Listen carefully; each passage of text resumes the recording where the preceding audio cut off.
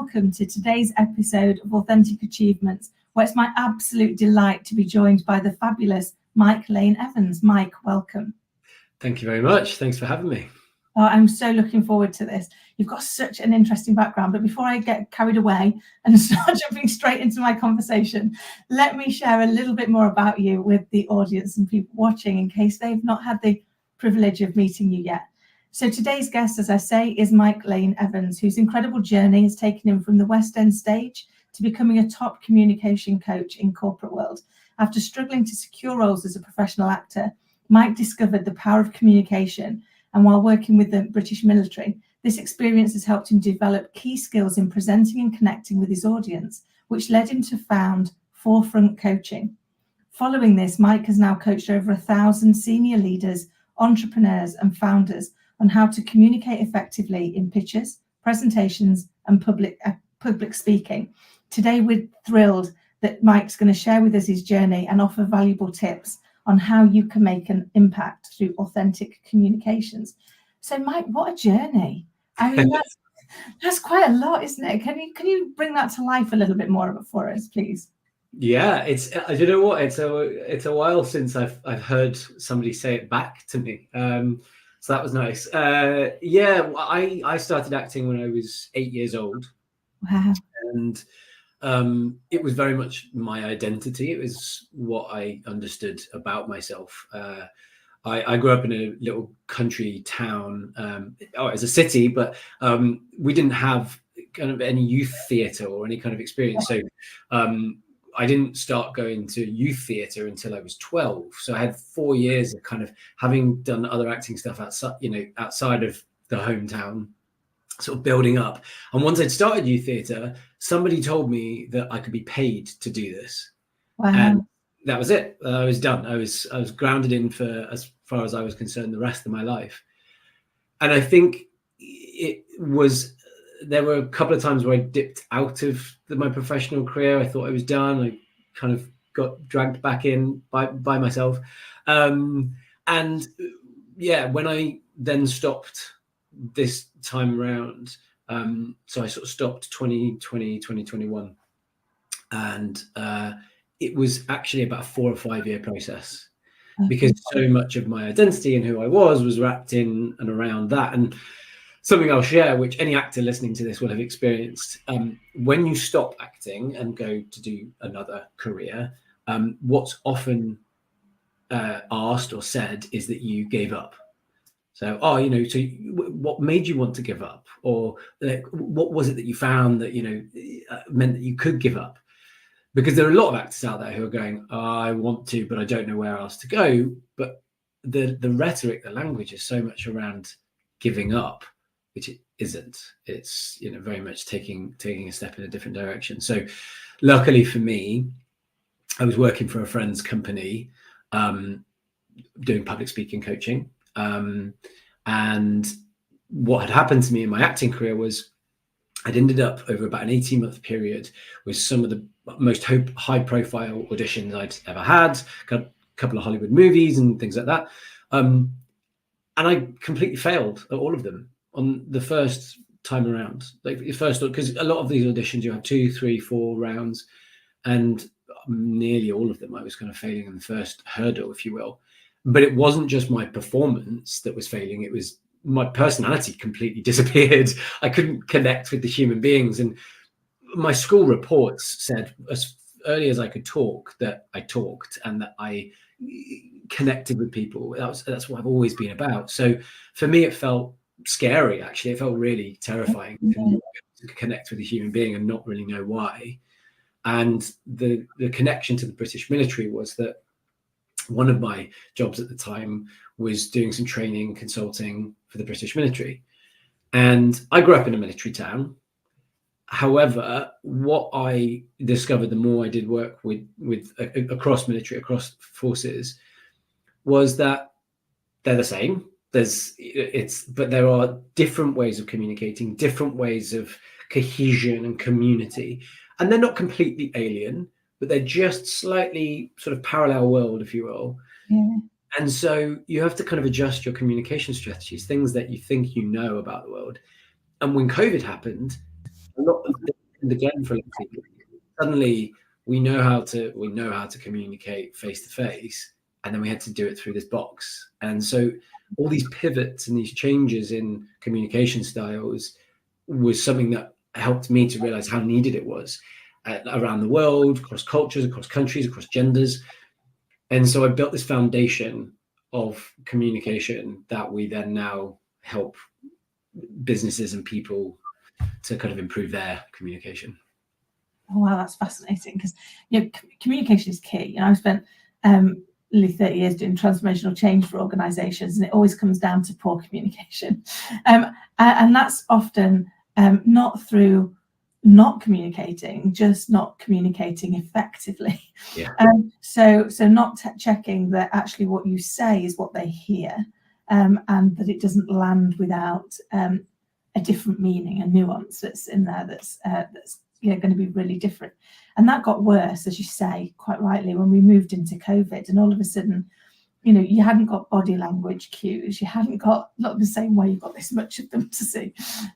So how do you really connect with them? How do you really know what's going on? And I don't know if you've heard the same through clients, but I had some fascinating conversations with people who really made certain things mean such a massive thing to them. So I had one guy who was really quite upset, a senior guy, chairman, and he'd been on a call and two of the people hadn't turned their camera on.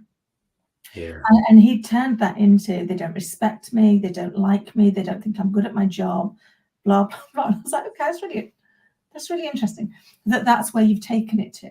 So why did they say they'd not turn the camera on? He said, well, they'd not put the makeup on yet. I said, okay, before COVID, before they were in there, working from home, were they ever late for a meeting because they hadn't put makeup on? He went, well, no. I said, then it's likely that's an excuse. And the chances are they've turned their camera off because they're feeling disconnected, and it's a way of distancing. It's very much more about them than it is about you. But you've made it mean you, and now you're off in this, this story of where it's going. And it really hit home. It was really, really early days. It really hit home the power of communication and doing it well, because inadvertently they had miscommunicated massively and both gone away with very different experiences of that one interaction without saying a word. Yeah. So that you must see that so much, those kind of big impacts from what we make things mean versus what was actually said.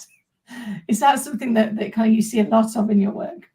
Yeah, absolutely. And I think there's so much that we rely on assumptions as human beings. It's a survival instinct. And so there are times where that's incredibly useful.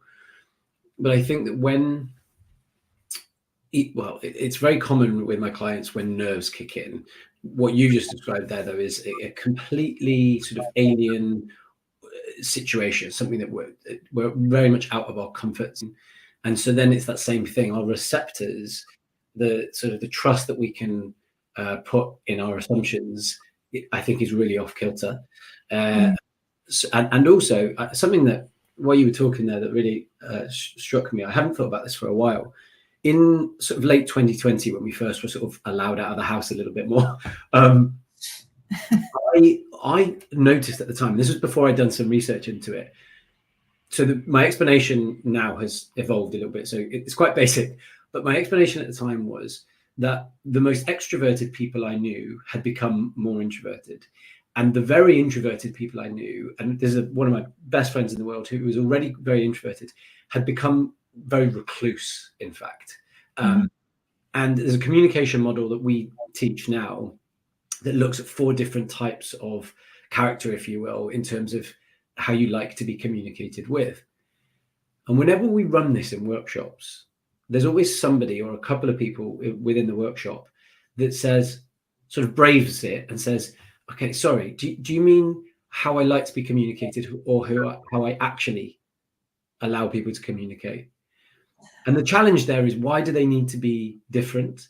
And so many leaders that I meet, or managers that I meet, they would like to be communicated in a cameras off way, for instance. They would like to just talk on Monday mornings and Friday afternoons, but they don't do that because it's not good practice, because there are so many people in the world that expect more extroverted communication. There are so many people that find that rude or dismissive.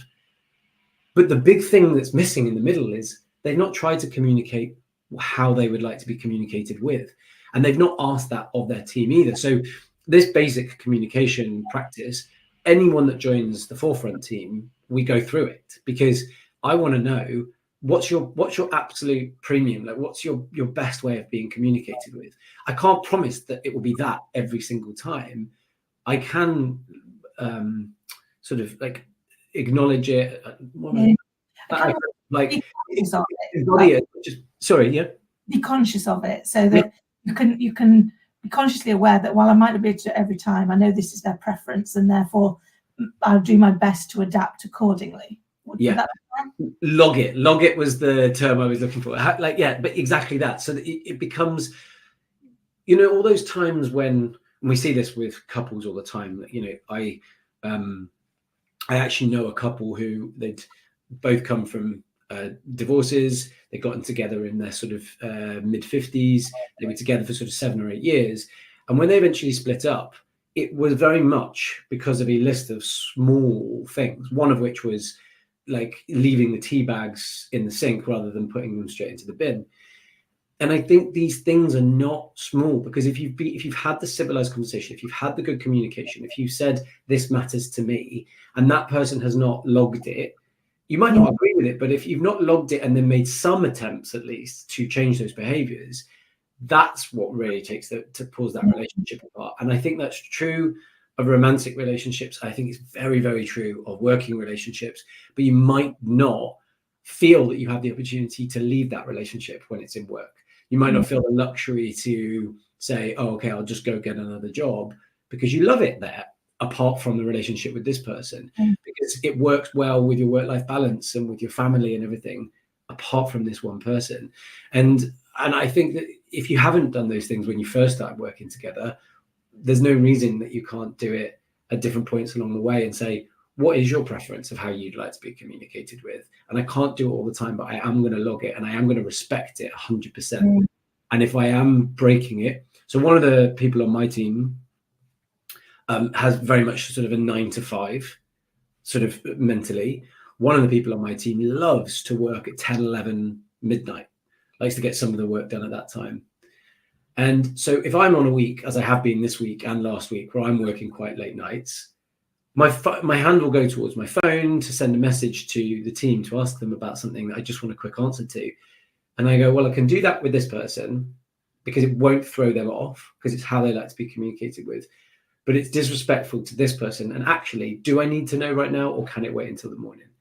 And so it just takes that tiny little step for me. And what I then tend to do is just schedule the message, or like I send it on a platform where I know that person won't see it until the morning, something like that, that just is respecting their boundaries. Because I just had a call with a potential new client who was talking about burnout.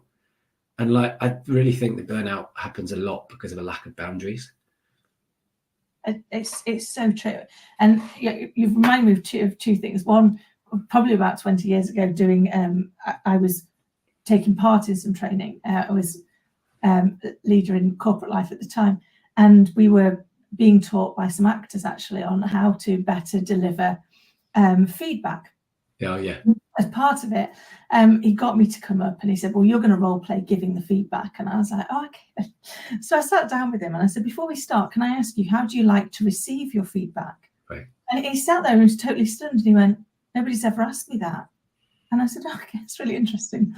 And he said, no, literally nobody's ever asked me that. And I said, well, if I don't know how you like to receive it, likelihood is you will not receive it, because you're not ready to receive it, because it's not being delivered in the way that you find it better to receive, in which case I'm wasting my time and I'm wasting your time, because we're not going to get anything out of this. And he said, I might swap over, I might get you to come up here and do this.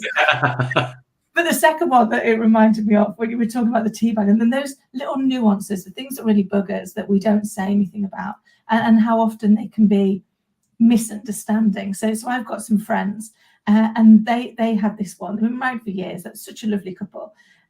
But she had this real niggle, massive niggle, that he would leave the microwave with 3 seconds to run, and then go off. And it drove her mad, drove her to absolute distraction. Loved everything else about him. Never had the conversation for a long time. And then she asked him one day why he did it. And he said, I work shifts.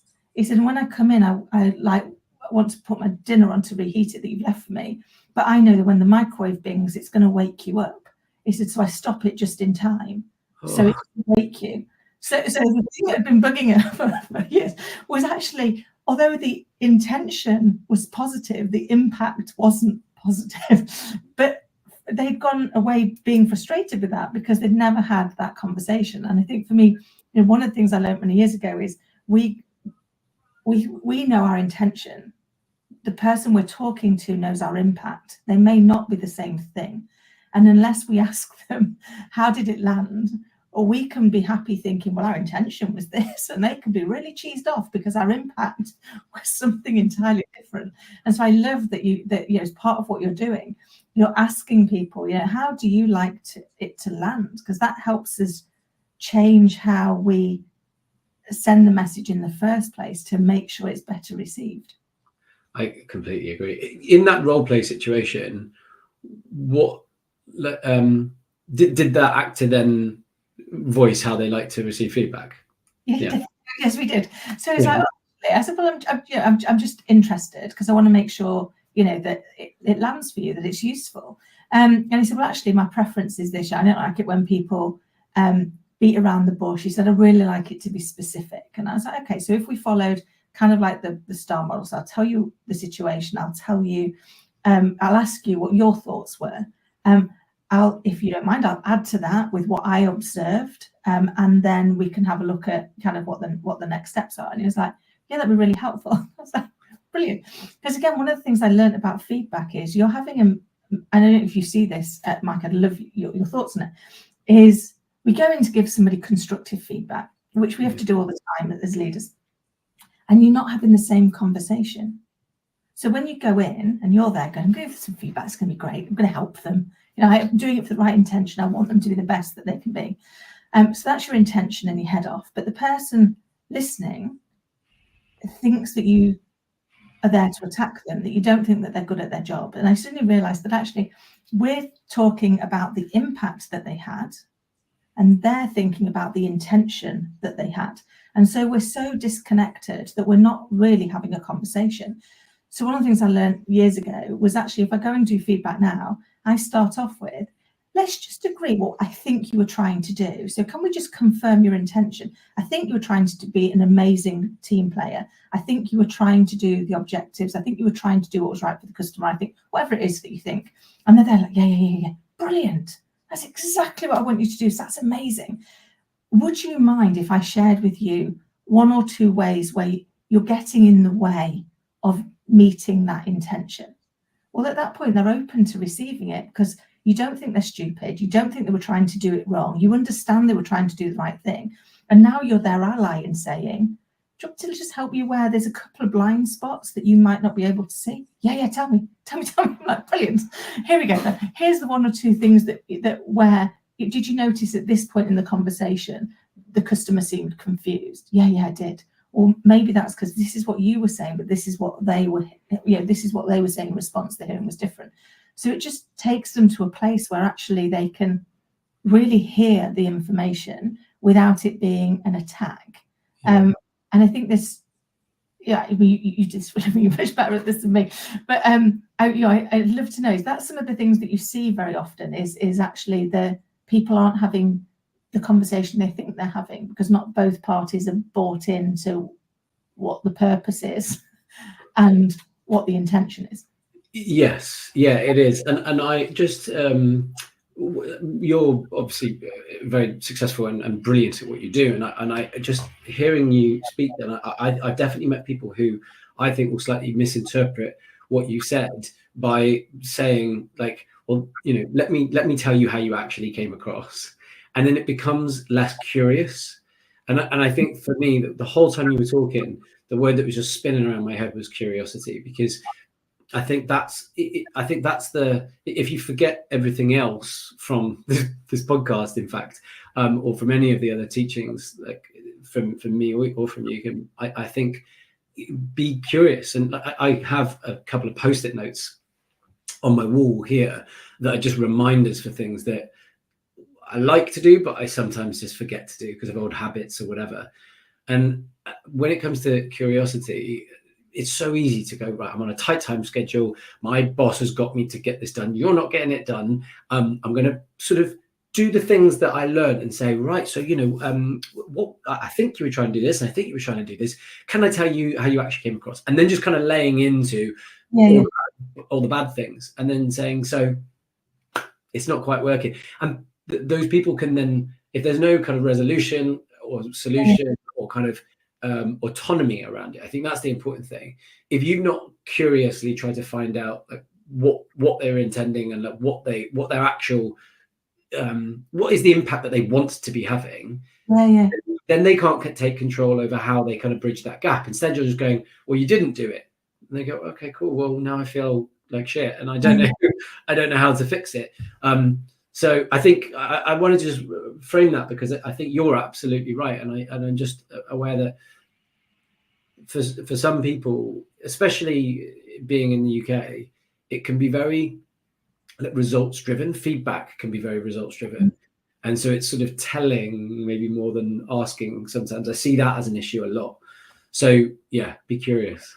Yeah, I love that, and in fact, I'm about in the process of writing my latest book, which is about the curious leader, and actually as a leader, how we can be more curious about self and others. So why do I think this? Why do you think that? Or why did we get here? How did we? Almost the questioning everything, not to be the difficult toddler that's like why, but more from a open-mindedness to go, who knows what we're not going to find. And years ago when we used to coach people in the call center, and that again to your point, we used to ask them like, you tell me about the call. And that's why it was always, tell me what you think, and then I'll add to it if you don't mind. Because actually you might think, well, I think they lost the call here. But when you chat to them, they lost it 5 minutes earlier. I had no idea where I was going next. I was like, well, you had that brilliantly, because I didn't spot the stress on you until you got here or somewhere. So you're so right. I think one of the things that we have lost the art of is curiosity. And I think sometimes some of the phrases that we grew up with, or certainly me, I'm a lot older, but some of the phrases we grew up with, I don't think help us. So, we have things like sticks and stones will break your bones. Well, we know that that's not true. Names actually do hurt us. But for me, one of the biggest was curiosity killed the cat. And it's like, it didn't. I built a career on being curious. I wonder why we do that. I wonder why you think that. I wonder why I think this. I wonder where we're going to go with this. And as a team, how do we be more curious? How do we be more open to that piece? And I think for me, the big breakthrough was when I learned and was able to help share with my team, just because you're right doesn't make me wrong, and just because I'm right doesn't make you wrong. Actually, we can both be right, and there can be a third option as well. And if we're curious to that, we don't have to be in this. We've almost made conversation a battle, haven't we? Instead of an art form. I think what you just described, the ways that we talk to each other, is so, particularly in British culture, it's so deep rooted that we all have habits that we don't necessarily know that we have, or that are hard to break, even if we don't personally align with them. Just out of interest, have you worked with agile organizations? Yes. So, like, one of the things that we see sometimes is agile organizations, that they start off really well, they're really open, they're really curious, and then they need to grow. And then they're still trying to hit their KPIs or their OKRs. And now suddenly, you had a really good year, so now we're going to try and make 110% next year. But the pressure now on everybody to do that means that, I know I asked you how your weekend was, but we kind of need to get into the actual work now, because we've got that extra 10% to hit this year. And suddenly those stand-up meetings on a Monday morning are not 10, 12 minutes of genuine curiosity and genuinely getting to chat with each other before we get into the 18 minutes of business. But actually, after 2-3 minutes, there's a bit of sort of, we've really got a lot to talk about today, and I sort of don't care that much about the festival that you're at the weekend. And that sort of suppression, that sort of time pressure, or it might not be time, there are other pressures, can take away that agility. Have you seen that happen? Yeah. So I'm just smiling because you kind of almost see them where they want to go. Do you want to just send me a post-it note on that? So I'm like, I've done the smiley, I've done the nice bit, but I kind of really need to get down to that. And I saw it get a lot worse when we moved to this.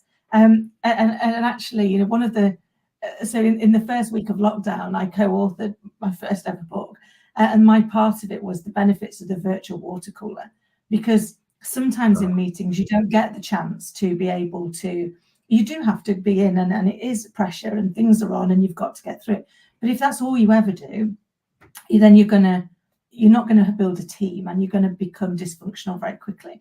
And the bit we lost when you're running a remote team, and I started running a remote team 25 years ago, is you miss those water cooler moments. They get in the lift with somebody and go, "You watching any box sets? Did you have a nice night?" Or "That outfit's lovely." It might not be any more than that, but it's genuine interaction with nothing.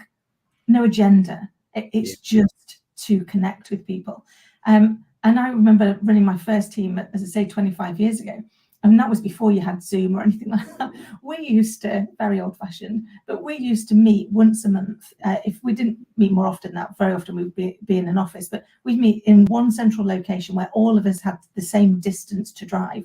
And we would sit in this hotel, not working together, doing our own meetings, but just so that we had a chance to do the virtual water cooler together and still be a team. And it was so important, because you're right, we miss that. And actually, it holds those organizations back. They become significantly less productive in their drive to be significantly more productive, because they lose that human connection. They lose that, once you've got that connection, you want to help each other. You want to take on a little bit more, don't you? But no, I've seen it was making me smile, because I've seen how you're almost like, well, I asked the question, but I'm not really involved in the answer. I've done my tick. I'm a good leader. I asked you if you had a lovely weekend. Sorry, I was just going to say, it's one of my biggest bugbears about podcasts is that often it's just, here's a question, you monologue for 3 minutes, and then I'll ask the next question. And actually, for me, it feels quite inhuman. Yeah. There isn't that kind of conversation back and forward, because it is naturally what we want and what we need as humans to kind of grow and develop. Yeah, and for me, that's always been my drive on this one, is that we have a genuine conversation. Yeah. Because I've co-hosted with somebody who it was, we've got a question, you ask the next question, and I've shared this before, but there was one moment where it still makes me feel like ill thinking about it. The guest wasn't my guest, but the guest had shared the most personal story, amazingly personal story, about the birth of their child, and the fact that initially they didn't think they were going to be able to walk, etc., and that all they've gone through to get them there. And the child now, was a teenager and was playing sports for the country and could walk. I mean, what an amazing gift to share with us about their personal lived experience. And unfortunately, the other person I was co-hosting with knew what the next question was and went, yes. So, and then went on to the next question, and I was like, no, you can't, that isn't what you do in a no, that was not what you do in a conversation. And I was that mortified that when it got to my question, I actually dumped my question and went back and said, I'm ever so sorry to take us back in the conversation, but I'm still reflecting on what you said. And thank you for being gracious enough to share that with us. I mean, what an experience. I can't begin to imagine. And then asked her a question about it, because I was like, I can't. I feel like I'm in a conversation. I want to leap in and go, that's not what you'd say. It's like, that's like somebody giving you the most beautiful ornament and you just going, yeah, whatever. I've got a question to ask. And you're right. I mean, I see that often in podcasts, and hopefully I do my very best to make sure I don't do that on this one, and I do make it a genuine conversation, because that's the bit for me. That's the joy of my life. I get to have amazing conversations with fabulous people like you and learn stuff. It's like, I mean, what a gift.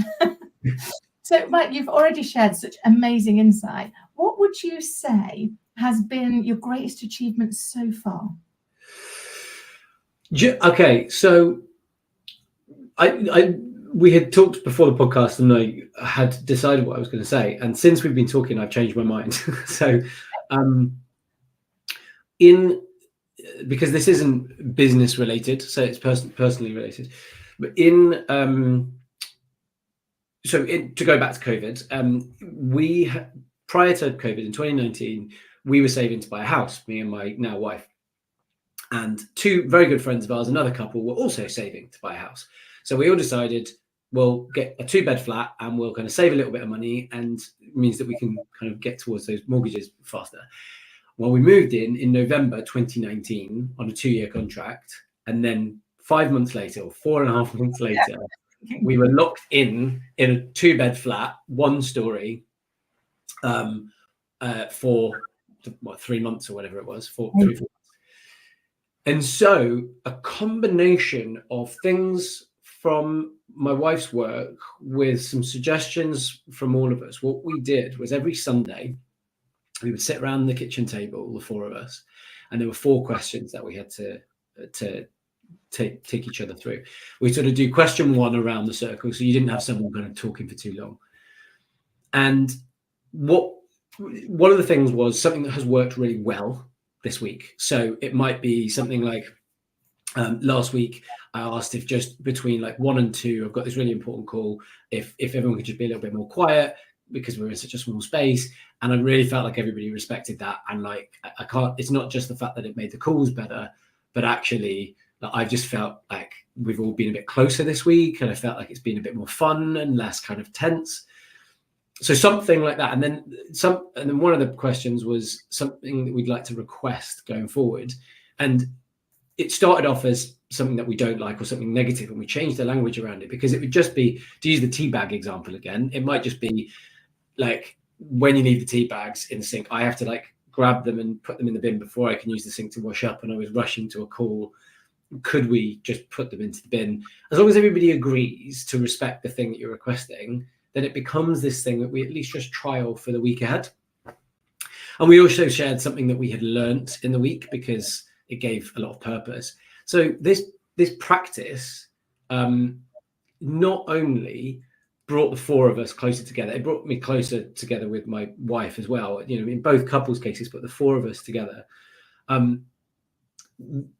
It became an absolute way to kind of like survive that environment, if you will. And I say survive like that because it became way beyond survival. It became fun and exciting, and we looked forward to it most of the time.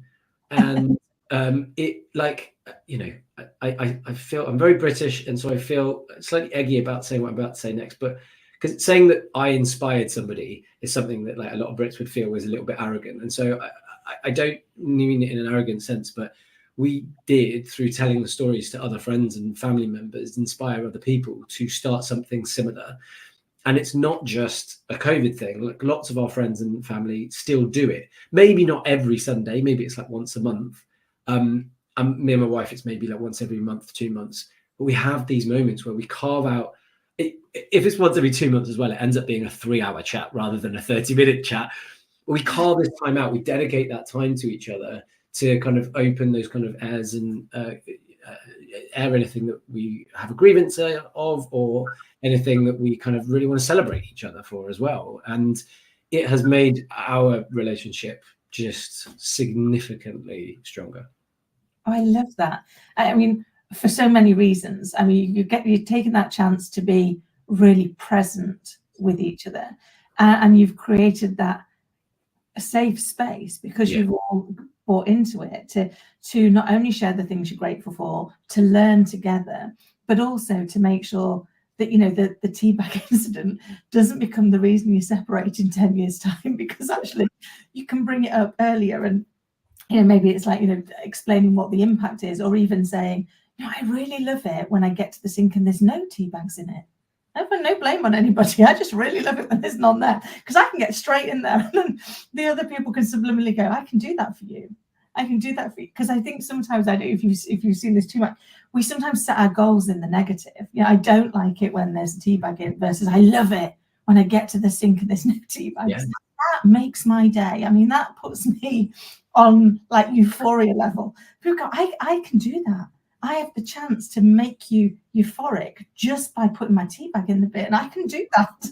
That feels like a bonus versus I just get not to irritate you. I guess I put it somewhere else. But I love that. I'm definitely going to look at that with my little girl, because we do every now and again. We will sit down and we'll talk about at the end of every day. What did we learn today? What we're grateful for? She's only 7, so is it just so that it's a great thing to chat about over dinner. But I use the questions that you've got to really give it some more depth as we go into that, and maybe picking that up with friends as well, because sometimes you don't get into those conversations, do you? We get too busy with life, and I think being intentional about it must have been really impactful.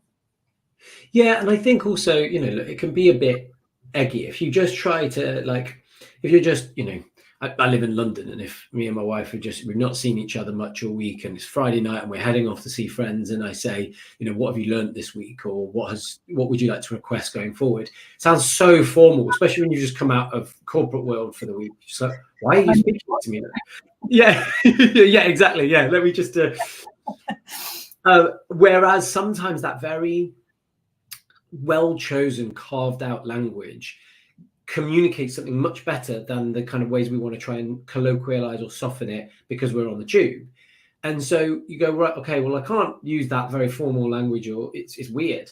Whereas if you've made that time and said, well, this is the time where we use those questions in that formula, in that way, it sets that safe space of going, well, they're not going to get too angry if I say, could you please do this more? Because we've built sort of the safe walls around us for the next 30 minutes or hour or whatever you put in place. And I actually would say that the time is really, really important, because I think I said a couple of minutes ago, my wife and I, it can be an hour or 2 or 3, but we've done it.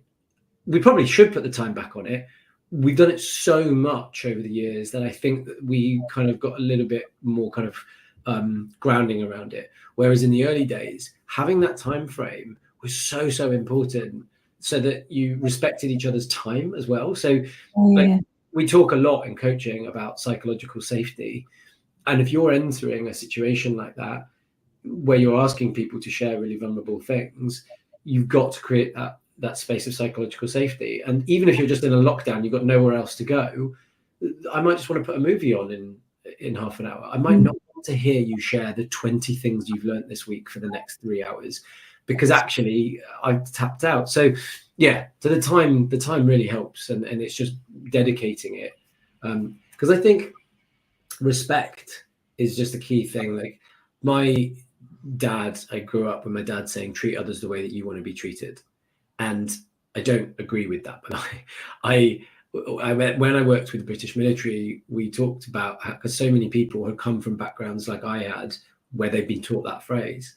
And we had to reframe it and rebuild the habits around treat other people the way that they want to be treated, not the way that you want to be treated. And I laughed slightly there, because after years of doing it, it becomes really obvious. But actually, for lots of people, and probably people listening right now, that maybe isn't as obvious. So I shouldn't laugh about that. When you start to try it, when you start to evolve and you start to do the things that they want, I think you really feel the difference, not just from, they're happier, but I think you usually are happier as well. You get more out of that relationship with that person, because there's more success, if you will, in the communication. Oh no, I love that. And so I was only smiling because, as you were saying, the treat each other how they'd like to be treated, I too do the treat people how they'd like to be treated. And the only way you know that is to ask them. But there is some scientific proof that actually we get a better hit as human beings for doing something for somebody else than we get for them doing something for us. So when we take the time to find out how they'd like to be treated and then make the effort to treat them that way, we feel better about ourselves. So not only do they feel good, so when we talk about everyone feels better somehow, it's scientifically proven that actually we get more of a kick out of doing something for the other person than we do about having something done for us. And so everybody grows as a result of that. And honestly, I could chat to you all day, and I am just very conscious back to the psychological boundaries. We've gone way over, so I'd love to continue the conversation, but I'm conscious of time. So in the interest of time, if there was one thing you could share that you wished that you'd known sooner than you did, what would it be?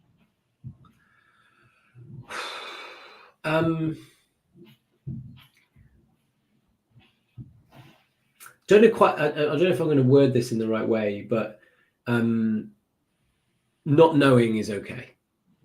Yeah.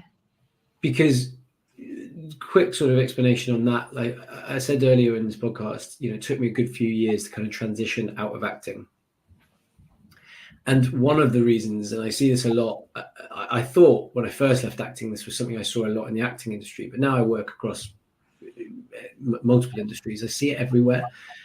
And people may have loved what they did. They may have liked what they did. And they maybe don't hate what they do now. It's just not really where they want to be. It doesn't align. It's not fitting with their family changes, their life changes and everything.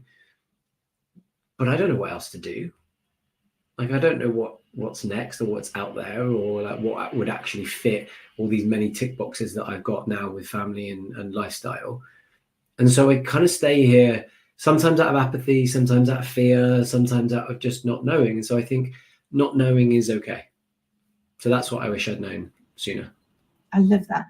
And it is so true, because we sometimes feel the need to have the answer, don't we? And actually, it's okay not to have the answer. It's okay not to know what's next. Mike, you shared such amazing insight. How do people get in touch with you? So you can email me. So our website is forefront-coaching.com or forefront-coaching.com. And I'm just Mike at forefront-coaching.com. I'm on LinkedIn, and my surname is Lane Evans. I got married last year. We double-barreled our name. There are no other Mike Lane Evans, I think, in the world, because it's a very long double-barreled name. So yeah, you can find me on LinkedIn, and I think if you never email me or like anybody in the company, partly because you think, well, I can never afford those services, or you know, that's not something that I need. Follow us on LinkedIn, even if you don't give us the actual follow, and just check out some of the content, because our intention, certainly from a few weeks ago, it's been our intention for a while, but now you're actually seeing it in fruition, is there's a lot of content going out for free, podcasts and blogs and videos and comments and things. And it's because we really want to make sure that the foundations of what we believe in communication are accessible to everybody. So yes, if you don't want to actually send me an email or get in contact, check that stuff out, because hopefully there's at least one nugget in there that will be helpful for everybody. Amazing. I know that there are loads of nuggets in there, because I watch your stuff and it is so impactful. And all of the details of how to get in touch will be in the show notes below. I just always think it's nice that the guest gets a chance to say it, because that allows you to better connect with our lovely audience. So Mike, thank you so very much for such a gracious conversation and for sharing such insight with us. I really appreciate it. Thank you. And to everybody watching, I hope you found it as insightful and enjoyable as I did. And until next time, take care.